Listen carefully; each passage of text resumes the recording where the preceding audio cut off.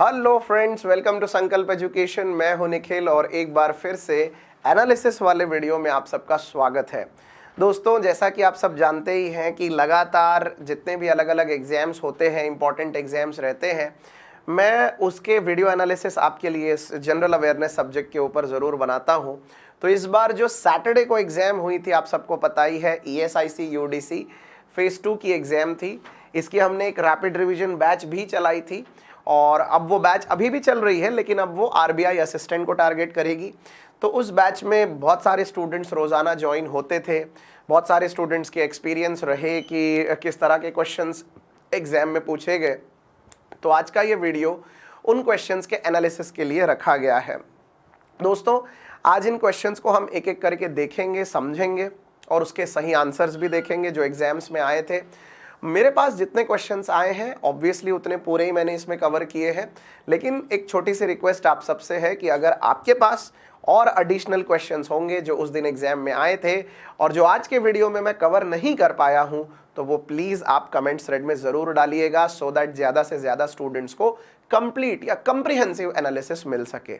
इतना ही नहीं, हम ये भी देखेंगे कि जो प्रिपरेशन हम करते आए हैं, whether it is from banking success की magazine, whether it is from Gyanbaazi Telegram channel, whether it is from the Sunday mega sessions या फिर ब्रह्मास्त्र, ये सब कुछ कितना काम आ रहा है और इस तरह के एग्जाम्स के लिए आपको कैसी अप्रोच रखनी चाहिए। तो आज का ये वीडियो आपको आखिरी तक ज़रूर देखना चाहिए, सो दैट आपको आपकी प्रिपरेशन कितनी अलाइंड हो सकती है ये ज़रूर पता चलेगा। तो चलिए, without wasting time, let's begin with the questions. So दोस्तों, उस दिन जो क्वेश्चन पूछे गए थे सैटरडे को एग्जाम में, कुछ इस तरह से थे। मैं एक एक करके क्वेश्चंस डिस्कस कर लेता हूं आपके साथ। जैसे आप देख सकते हैं, एक क्वेश्चन आया था, what is the full form of MPC, right. अब ये क्वेश्चन आमतौर पे क्लास में बहुत बार डिस्कस हो चुका है। ब्रह्मास्त्र 1 और 2 में तो मैंने कई बार इसके ऊपर बहुत डिटेल में बात की है, बट बहरहाल MPC काफ़ी कर्सरी लेवल पे ही सवाल आया था। तो MPC का फुल फॉर्म है monetary policy committee. Monetary policy committee, हम सब जानते हैं कि मॉनेटरी पॉलिसी कमेटी जो है ये RBI द्वारा बनाई जाती है और RBI की इस MPC कमेटी में 6 मेंबर्स रहते हैं।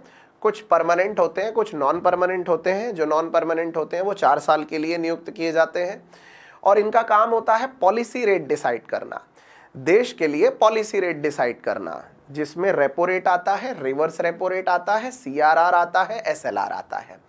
इसके अलावा ये जो मॉनेटरी पॉलिसी कमेटी होती है ये बाय मंथली होती है, यानी हर 2 महीने में एक बार ये तय करते हैं कि अब पॉलिसी के रेट्स क्या होने चाहिए। ये इसका महत्व है।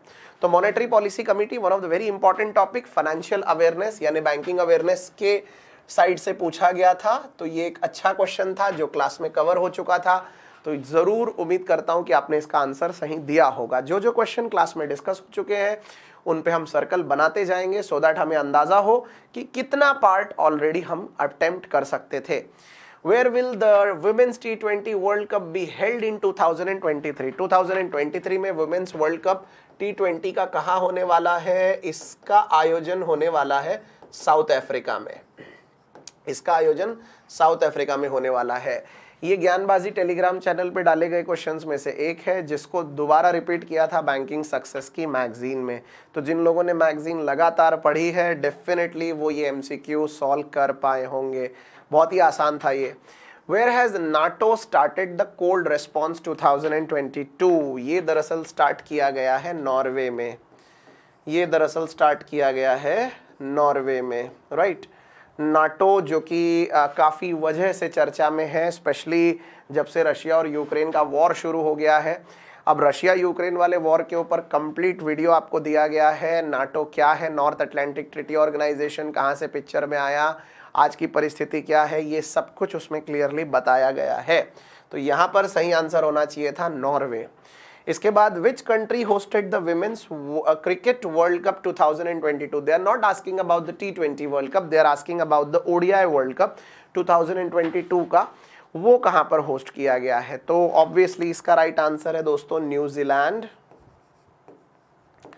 न्यूजीलैंड। तो अगर आप लोगों ने इसमें राइट आंसर न्यूजीलैंड पे टिक किया है, सो डेफिनेटली आपको ये आंसर मिल जाएगा।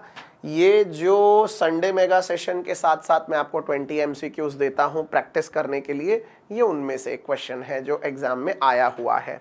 So this is quite important कि हम उन क्वेश्चंस को बिल्कुल इग्नोर ना करें, उनमें से एग्जाम में काफी हद तक क्वेश्चंस आते हैं। Who has been appointed as the new chairperson of the Securities and Exchanges Board of India replacing Ajay Tyagi? ये तो काफ़ी ज़रूरी क्वेश्चन था। तो ये मतलब क्या होना चाहिए था, हम सबको पता ही है, माधवी पुरी बूच, ये इसका राइट आंसर होना चाहिए था। इन्होंने रिप्लेस किया है अजय त्यागी जी को और 1 मार्च 2022 से इन्होंने अपना स्थान संभालना शुरू कर दिया है। 1 मार्च 2022 से, राइट। इसके ऊपर भी क्लास में चर्चा की गई थी, इसलिए इसको भी मैं सर्कल कर दूंगा। तो यहाँ पर आप देख सकते हैं कि 3-4 क्वेश्चंस ऐसे थे जो आप इजीली सॉल्व कर सकते थे। What is the name of the joint military training exercise between the Indian Army and Uzbekistan which kicked off March 2022 at Yangyarek? Basically देखिए, ये जो मिलिट्री एक्सरसाइज है, जॉइंट मिलिट्री एक्सरसाइज, अक्सर जितनी भी जॉइंट मिलिट्री एक्सरसाइज होती है उसके नाम सेम एक जैसे ही रहते हैं, क्योंकि कोई कोई मिलिट्री एक्सरसाइज बायलेटरल होती है, कोई कोई ईयरली होती है, तो स्वाभाविक है कि उनका नाम वही रहता है, प्रैक्टिस करने वाली कंट्रीज भी वही रहती है, सिर्फ उसका एडिशन यानी उसके संस्करण बदल जाते हैं। तो मार्च 2022 वाली जो थी इंडिया और उज्बेकिस्तान के बीच में जो होती है, ये कई बार हम चर्चा कर चुके हैं इसके ऊपर। इसका नाम है डस्टलिक एक्सरसाइज।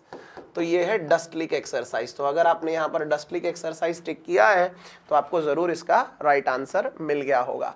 अगर ये क्वेश्चन किसी और ढंग से पूछा गया होगा गाइस, तब भी आई थिंक कि आपको पूरा फॉर्मेट समझ में आ ही गया है। कभी कभी क्या होता है कि एग्जामिनर ये एक्सरसाइज का नाम बता के कंट्री का नाम पूछ सकते हैं, तो वैसा भी हो सकता है। So you need to just check that out. What is the theme of the World Water Day? World Water Day का थीम क्या था? देखिए, सबसे पहली बात तो वर्ल्ड वाटर डे जो है ये 22 मार्च को मनाया जाता है।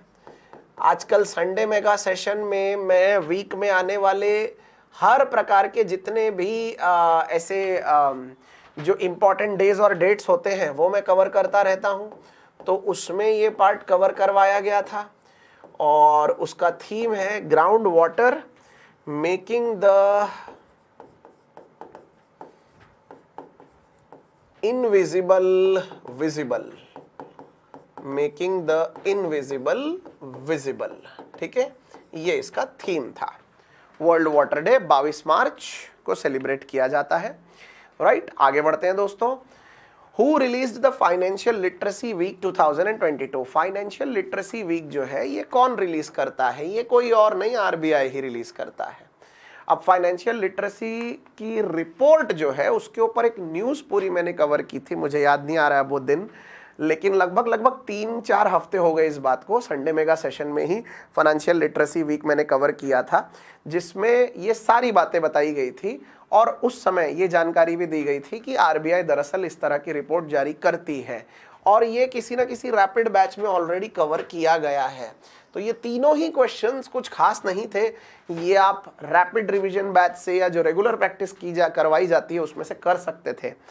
Ramesh Chandra Lahoti who has passed away recently was the former dash of India, chief justice of India थे ये, और ये 35th सीजे आए थे।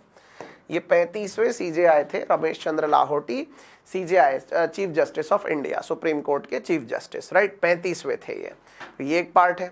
बिहार दिवस is annually celebrated on which day? Bihar दिवस जो है ये कब मनाया जाता है? ये दरअसल 22 मार्च को मनाया जाता है। मुझे अब क्लियरली याद नहीं कि ये कब करवाया गया था, लेकिन हो सकता है ये किसी ना किसी मैगजीन के कोई क्वेश्चन का पार्ट जरूर रहा होगा। तो अगर आपके पढ़ने में आया होगा तो आपने ये जरूर टिक किया होगा, पर तब भी इन 5 में से एटलीस्ट 3 क्वेश्चंस आसानी से किए जा सकते थे। Who formed the east India association? East India association की स्थापना किसने की थी? दरअसल ईस्ट इंडिया एसोसिएशन जो है ये दादा भाई नायरोजी ने बनाया था। दादा भाई नायरोजी, दादा भाई नायरोजी, ओके। मॉडरेट रिफॉर्मर्स में से एक माने जाते हैं ये भारत के, ओके, नायरोजी बेसिकली। तो ये है दादा भाई नौरोजी, ईस्ट इंडिया एसोसिएशन के संस्थापक रह चुके थे ये। ओके, ये हिस्ट्री में से पूछा गया क्वेश्चन था। Who appoints the high court जज, हाई कोर्ट के जज को कौन अपॉइंट करता है? दरअसल हाई कोर्ट के जज जो होते हैं वो सुप्रीम कोर्ट की इच्छा से और प्रेसिडेंट के सिग्नेचर से नियुक्त किए जाते हैं। सो आमतौर पे वो जो लिस्ट होती है वो पूरी सुप्रीम कोर्ट और प्रेसिडेंट मिलके तय कर लेते हैं। यहाँ राइट आंसर आना चाहिए था president. Okay, who founded the Deccan educational society, Deccan educational society किसने बनाई थी?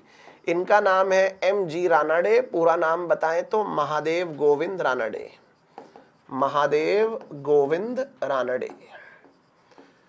इन्होंने डेक्कन एजुकेशन सोसाइटी फॉर्म की थी, महादेव गोविंद रानडे, राइट, ये आप याद रखिएगा। Who is the head of UGC, अभी फिलहाल यूजीसी के हेड कौन है? यूजीसी के हेड यानी व्हाट इज यूजीसी? यूजीसी का मतलब होता है university grants commission, university grants commission, university grants commission. University grants commission में एक ज़माने में प्रधानमंत्री मनमोहन सिंह इसके चेयरमैन हुआ करते थे, फिर 1991 में वो देश के फाइनेंस मिनिस्टर बने, लेकिन फिलहाल यहाँ पर इस पद पे कार्यरत है mister DP Singh. Okay, DP Singh, ये क्वेश्चन हो चुका है। ये जितनी अलग अलग नियुक्तियाँ होती हैं, अपॉइंटमेंट्स, उसमें ये पार्ट कवर करवाया गया है, मैगजीन में डाला गया है आपके लिए। Who has been appointed as the brand ambassador of Bata India Limited? Bata India Limited की ब्रांड एम्बेसडर दरअसल दिशा पाटनी को चुना गया है, तो यहाँ सही जवाब आना चाहिए दिशा पाटनी, राइट। तो this is also one very important question जो कि करंट अफेयर्स का पूछा गया है, तो यहाँ पर भी 2 क्वेश्चन एटलीस्ट बनाए जा सकते थे। Who are named as the brand ambassador of My 11 Circle? देखिए My 11 Circle जो ड्रीम 11 की तरह, इसके भी काफ़ी दीवाने हैं लोग, तो जिसमें आपको अंदाज़ा लगाना होता है, मैच प्रेडिक्शन करना होता है, तो इसमें शुभमन गिल एंड ऋतुराज गायकवाड़, ये 2 प्लेयर्स हैं जिनको एम्बेसडर चुना गया है, शुभमन गिल एंड ऋतुराज गायकवाड़, राइट, तो ये याद रखिएगा। उसके बाद अगला क्वेश्चन देखिए, सरिका, एक्चुअली में वो सरिस्का नेशनल पार्क होना चाहिए, सरिस्का, सरिस्का नेशनल पार्क जो है ये राजस्थान में है, ये राजस्थान में है। अगर इसमें कुछ अलग तरीके से क्वेश्चन पूछा गया होगा या फिर उस नाम में अगर सरिका नाम से कुछ और है तो जरूर कमेंट थ्रेड में आप करेक्ट कर दीजिएगा, बट आई बिलीव कि राजस्थान वाला सरिस्का ही पूछा गया होगा। 1 question on plastic waste, plastic waste के ऊपर एक क्वेश्चन पूछा गया है। इसके अलावा who has become the first para athlete to receive the Padma Bhushan, the country's 3rd highest civilian award? ये तो अभी अभी रैपिड रिवीजन बैच में करवाया गया था ये क्वेश्चन, रैपिड रिवीजन बैच का ये क्वेश्चन है, ये करवाया गया था। मुझे इसलिए याद है क्योंकि सरनेम जो है थोड़ा सा अलग है, झांझरिया, ओके, झांझरिया, ओके, तो इनको मिला है ये Padma Bhushan, the 3rd highest civilian award as a para athlete. Okay, तो ये क्वेश्चन काफ़ी इंपॉर्टेंट था, ये क्लास में भी करवाया गया था, एग्जाम में आया है। World health day WHO is celebrated on, world health day कब सेलिब्रेट किया जाता है? ये सेलिब्रेट किया जाता है 7th ऑफ अप्रैल को, 7th ऑफ अप्रैल को। ये संडे मेगा सेशन में कवर किए हुआ क्वेश्चन है। हम लगातार जितने भी मेगा सेशंस होते हैं उसमें जितने भी वीक के इंपॉर्टेंट डेज है वो हम कवर करते ही हैं, तो ये इसके साथ ही कवर हुआ एक क्वेश्चन है। इसके अलावा name the book launch by NITI Aayog and FAO, NITI Aayog and FAO, what is FAO? Food, बोलिए, FAO, नीति आयोग और FAO द्वारा लॉन्च की गई बुक का नाम क्या है? चलिए, फूड एंड एग्रीकल्चर ऑर्गेनाइजेशन, इस किताब का नाम है Indian agriculture towards 2030, towards 2030, right, ये आना चाहिए था। 1 question on Abu Dhabi future of museum, अब ये क्या क्वेश्चन था पता नहीं, but there was 1 question related to that. अगर आपको याद होगा तो आप जरूर कमेंट्स में बताइएगा। Hero MotoCorp has unveiled a new brand dash for its emerging mobility solution and upcoming electric vehicles. Hero MotoCorp ने जो गाड़ी लॉन्च की है उसका नाम है वीडा। ओके, विदा या वीडा जो भी बोल सकते हैं। ये 1 जुलाई 2022 से लॉन्च होने जा रही है, 1 जुलाई 2022 से विदा। Okay, who has been reappointed as the head of NATO. NATO के अध्यक्ष पद पर दोबारा किसे नियुक्त किया गया है? तो वो नियुक्त किया गया है जेंस स्टोल्टनबर्ग। जेंस स्टोल्टनबर्ग, ये दरअसल नॉर्वे के हैं, नॉर्वे के हैं। तो he has been reappointed as the head of the NATO. Okay, Jens Stoltenberg. Clear है, याद रहेगा। ये क्वेश्चन भी क्लास में करवाया गया है, नाटो से संबंधित ही क्वेश्चन है ये। Recently tennis player Ashleigh Barty, जिन्होंने अभी अभी रिटायरमेंट ले लिया just at the age of 25 years. ये तो ब्रेकिंग न्यूज थी, फ्रंट पेज पे आई थी और उसके बाद फिर इसको सेशन में भी कवर करवाया गया था। ये ऑस्ट्रेलिया की प्लेयर है। तो this is also a question जो कि क्लास में ऑलरेडी कवर किया हुआ क्वेश्चन है। इसके अलावा आप देख सकते हैं which country has topped the 10th edition of the World Happiness Report 2022 published by the United Nation Sustainable Development Solution Network. तो वर्ल्ड हैप्पीनेस रिपोर्ट जो है उसके मुताबिक फिनलैंड दुनिया का सबसे सुखी देश है। तो यहाँ राइट आंसर आना चाहिए था फिनलैंड। ये रैंकिंग भी हो चुकी है। Which movie got the best film of the year 2022? ये बेसिकली दादा साहेब फाल्के पुरस्कार है। दादा साहेब फाल्के अवार्ड जो अभी अभी दिए गए, दादा साहेब फाल्के, उसका अवार्ड है ये। तो दादा साहेब फाल्के के हिसाब से ये है पुष्पा द राइज। इस मूवी को दिया गया ये अवार्ड, पुष्पा द राइज, ये मूवी को अवार्ड मिला है। अल्लू अर्जुन की मूवी काफी चर्चा में रही थी पिछले कुछ महीनों में, तो ये मूवी को ये सबसे अच्छी मूवी का अवार्ड दिया गया है। What is the rank of India in the 2022 international intellectual property IP index released by the global innovation policy centre of US chamber of commerce? इसमें दरअसल भारत की रैंकिंग लगातार सुधरती जा रही है। इसमें हम 43rd रैंक पर आ चुके हैं। देखिए, इंटेलेक्चुअल प्रॉपर्टी जो है ये ऐसी चीज है जो कि copyright, patent, trademark, service mark, इस तरह की चीजों में मेंटेन करनी पड़ती है, जिससे आपकी चीजों को, आपके ब्रांड को या फिर आपके किसी भी प्रकार के इनोवेशन को कोई कॉपी ना कर सके। तो भारत शुरू में इतना सीरियस नहीं रहता था इन चीज़ों को लेकर, लेकिन over a period of time अच्छा फॉरेन डायरेक्ट इन्वेस्टमेंट अट्रैक्ट करने के लिए भारत ने इसके ऊपर कड़े कानून बनाए हैं और लगातार इसमें सुधार आता जा रहा है। 43rd रैंक पे हम आ चुके हैं। हालांकि अभी बहुत कुछ करना बाकी है, but still this is not a bad ranking. Which national park of Arunachal Pradesh touches the international boundary? दरअसल वो जो नेशनल पार्क है उसका नाम है Namdapha national park. Namdapha national park, this is the national park जिसकी बाउंड्री जो है इंटरनेशनल बॉर्डर को टच होती है। तो these are the questions, right. इसके अलावा which IIT has designed India's first indigenous microprocessor called परम शक्ति? परम शक्ति डिजाइन किया गया है। It's a super computer designed bye IIT Kharagpur. Okay, परम शक्ति super computer, it is designed bye IIT Kharagpur. Okay, and fire and rescue museum is run by Pune corporation. ये पुणे में अभी अभी चलाया जा रहा है। वैसे एक फायर म्यूजियम है वो उड़ीसा में ओपन किया गया है। ये एक फायर एंड रेस्क्यू म्यूजियम एक और जो पुणे में चलाया गया है उसके ऊपर क्वेश्चन आया हुआ था। तो यहाँ पर राइट आंसर आना चाहिए पुणे। तो ऑल इन ऑल अगर आप देखें तो ये वाला क्वेश्चन भी हम इसमें कंसिडर करेंगे।